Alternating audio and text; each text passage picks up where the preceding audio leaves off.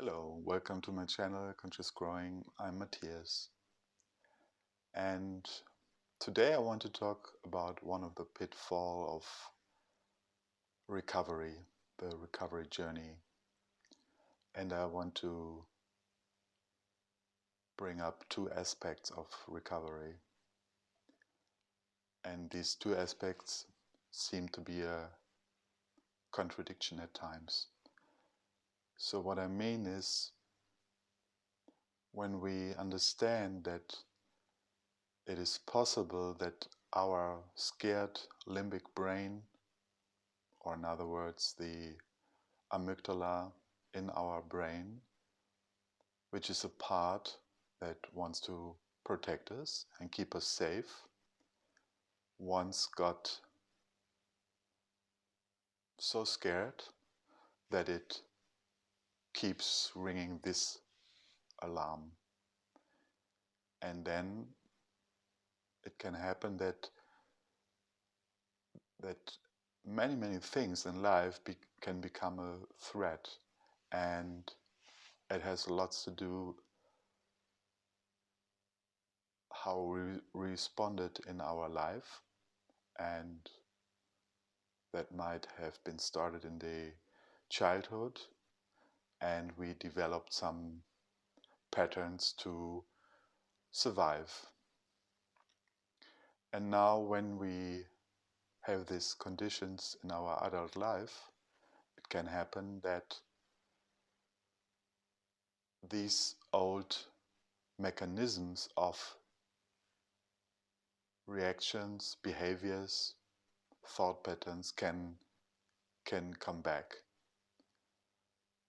So in other words, we still respond like a 5-year-old or 7-year-old or 10-year-old child. And when we are in this situation, of course, everyone tries to figure out how can we get rid of this condition, what can we do, how can we establish a new safety and a new safe environment, and whatever is specifically needed. And in most, if not in all cases, it also has to do with suppressed emotions. And that's why we experience symptoms, and there are usually emotions underneath that wants to be expressed. And so this means it has a lot to do with allowance. Am I able to allow all these unpleasant states, or do I run away from them? And when we come to the point in recovery that we see that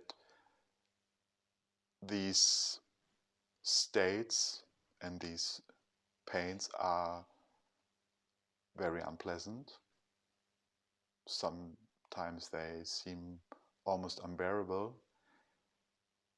then we slowly can learn that this is not a threat anymore. And then also we recognize, because we find ourselves sitting on a bench in the park and suddenly you feel anxiety, or these symptoms get stronger, and in the past we have reacted with fear and despair and frustration and so on. And for me it seems like that when we reach this point, that we are somehow in the middle of something, means there are still some old energies that act themselves out energetically. And when I say energetically, I mean there are symptoms, there's tension in us, there's adrenaline, there are adrenaline surges. The system is sensitized, we, we feel tired, we feel fatigued, and all of this. And, and we have to kind of accept that these old energies act themselves out, and that there is nothing to do about it. And because there is no quick fix for this, we just can allow these unpleasant feelings to be there. We can even identify them. We can acknowledge, okay, right now I feel anger. Right now I feel sadness. Right now I feel grief. And as best as I can, I'm allowing these old energies to come up. But if we have been in this situation for quite a while already, we already have built a relationship with these symptoms and these patterns, these behaviors, because when they appeared first, we were bewildered, we were afraid, there was fear, and there was avoidance, there was panic, and we tried to get rid of them as fast as possible.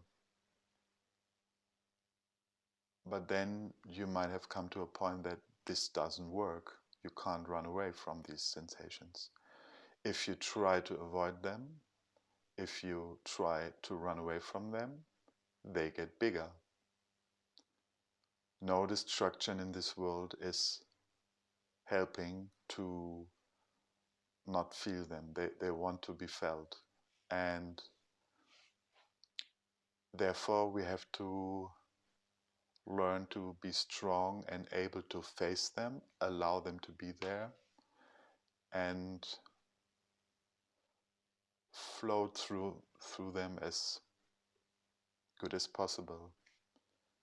And it's like if you compare it with a wave, it's not the wave is riding you, you are riding the wave.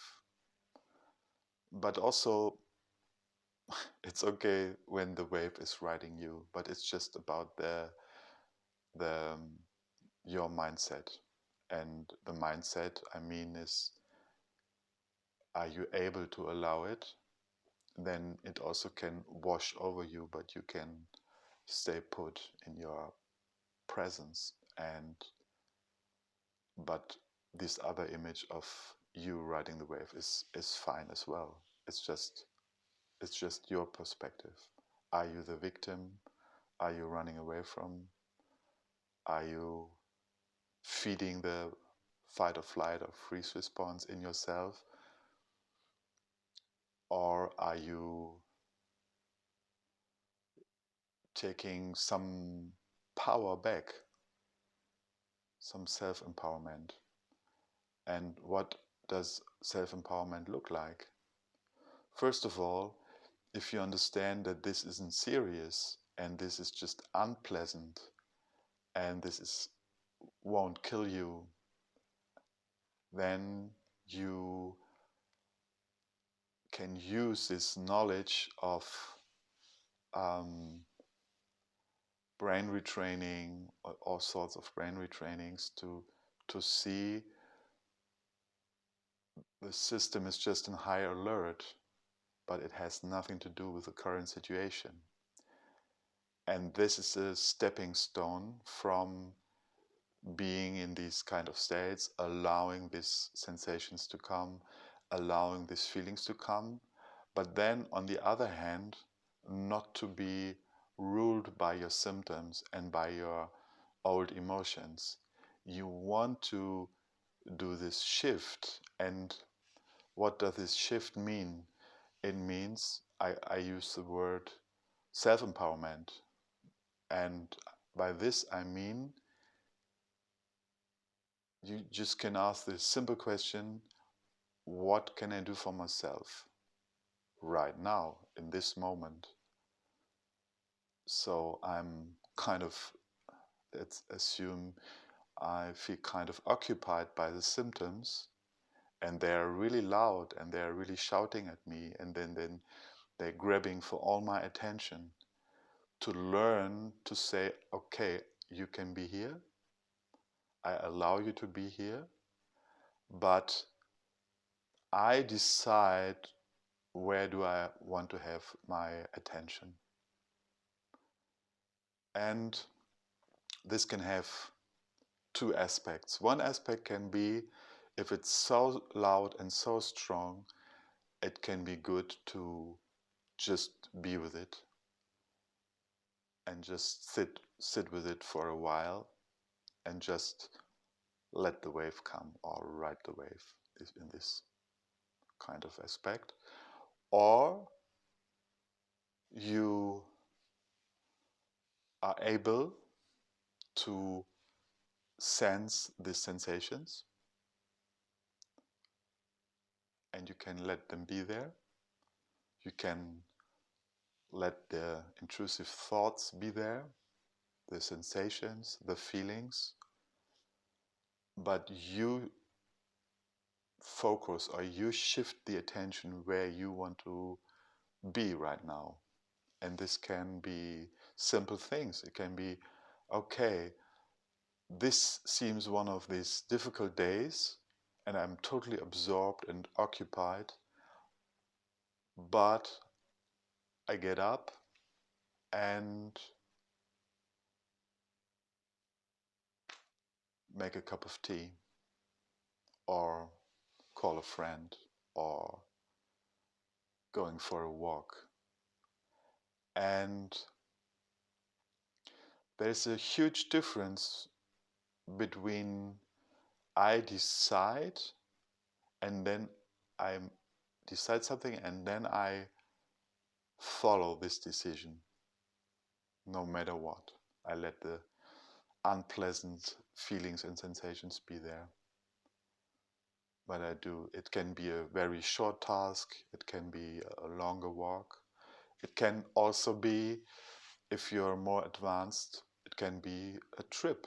You decide, okay, I jump into my car and drive to the seaside, or visit a spouse, whatever it could be. And this is the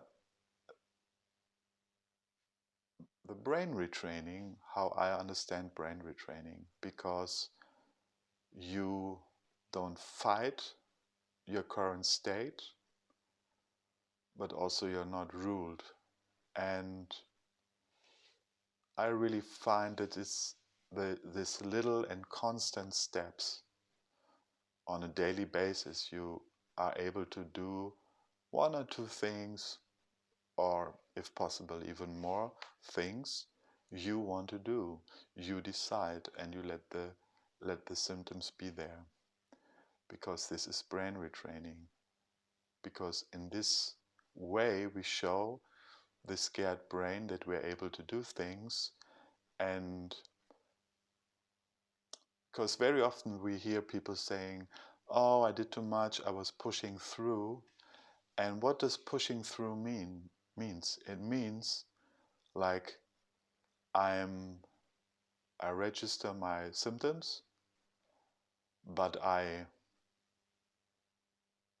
not in touch with them. I'm just like, I'm I'm uh, I'm just active, and I'm just don't acknowledge them. And then when I don't acknowledge them at all, this means I'm going in this kind of old pattern of um, yeah, being an achiever, doing it out without feeling myself. And of course this will cause more trouble and more sensations. But if you're able to acknowledge, okay, they are there, and it feels unpleasant, and I don't try to get rid of them, but then on the other hand, I'm not want to be ruled by them. It's like you drive the car and they are in the back of the car. They are there and you might hear them when you're driving the car. But it's something different when the symptoms are driving and you're in the back seat and they are driving the car. Then, and when you do an activity then, when you do a trip then, you are not in the driver's seat anymore. And everyone who listens to this can imagine what that means. So we have to learn, and we can learn and can practice to turn this coin around and again to decide what I want to do now from moment to moment. And the more we practice this, the more we are able to prolong these periods where we are able to do things. Means maybe you started to go to the groceries with this kind of attitude, and this attitude always means you're doing this action, but you do it with not an attitude, oh, I go across the street, go to the groceries, and then try to get back as fast as possible. That also wouldn't give a safety message to the brain. You do it, and in best case, you are able to go, you keep in mind you are able to go to another shop, or you can have a chat somewhere, and you keep these options open. You're not forcing yourself going back to your so-called safety or safe environment. And you want to establish a new mindset. You want to build up new resilience. And I can tell that this can feel awful at times. It can feel very scary, and it will activate lots of um, stress hormones like cortisol and adrenaline, as we all know. It will happen because always look back to the relationship you were building in this last weeks, months, or years. You were scared. You were running away from it. You tried to distract yourself, and now you're facing it, and you're taking steps forward for yourself. You make decisions, and so starting with these little steps and practicing this, your world will get bigger again, and there will be more opportunities.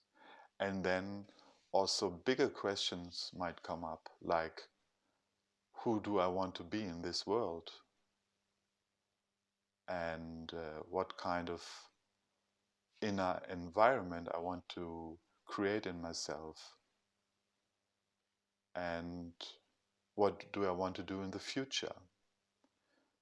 And there are many tools possible. It can be, okay, I can visualize my future. I can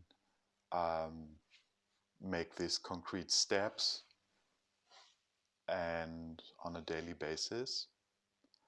And the more we learn to be with these unpleasant sensations, and the more we are able to take action, this will bring us some strength back. And it's not an easy journey, and it will take time, and there will be some difficult moments, and it will feel like a roller coaster in between. But the question is, what choice do we have? if we sit and wait at home and hope that it will get better, we will sit there in a few years, still a few years, and the world will get smaller and smaller. And it's always good to understand that when everything was ruled out, then it's really just the nervous system, and we want to learn to calm our nervous system down. And the best way of doing this, from my point of view, is to show it. And there are some nice meditations and some nice exercises maybe, and they can support this process. But in general, you want to get your power back. And to get your power back, you have to make choices and decisions and things you want to do. And then actions have to be followed. It's a very proactive process. And you will face these unpleasant sensations.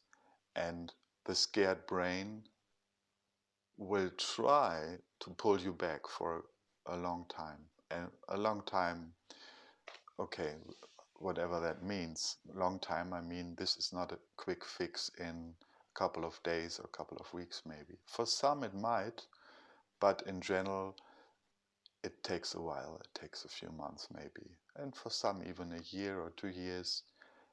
And in the end, it doesn't matter. I think even the longer you work on this, the deeper the understanding gets, and the more we are able to get rooted in ourselves again and have trust in this system, have trust in this body. And if we do this job well, we will benefit in the future, and it will make us stronger. And so really ask yourself the question, do you want to sit in the back seat or do you want to sit in the front seat? And if you want to sit in the front seat, you really need to take daily actions to do so. And there's nothing wrong about when you have times when things need to adjust, then to pull back a little bit. This is not the problem. But what I recommend is never pull back 100%. What I mean is don't stay indoors for a week. Only if you have really severe pains and if the level is really high, then you might use the time to nourish yourself and get back. But always ask yourself, are you ruled by your symptoms, or are you leading the new way? Are you creating new neural pathways? And this needs repetition, and it needs your strength. And on some days you just can't do much more than just accept the unpleasant sensations. And we have to be kind to ourselves. And it's okay to sit there for half a day and just allow the feelings to come, allow emotions to come up, and always to understand that it's not our fault that this happened. And even more important, that you deserve a better future and you deserve a good life. It's in us. It's just the old patterns and the old pains and the old voices that try to keep us stuck. And it can happen even if you have joyful moments, then the protective brain pulls back even stronger. This is to be expected. And when you are able to expect this, then you are in advance already, because you know, okay, it comes, but still, if it feels severe today, I keep on going. And because this is my responsibility for life itself, I want to become my best version again. And I don't mean it like from this achiever standpoint. I really mean it from that point that we deserve to live a happy and healthy life. That's what we are here for, and it's good to never forget this. And this also can help to keep going. All right, so this is it for today. And as always, I'm very happy for some comments and some likes and some subscriptions. And yeah, I hope you can make progress on your path. And we will talk soon. Bye for now.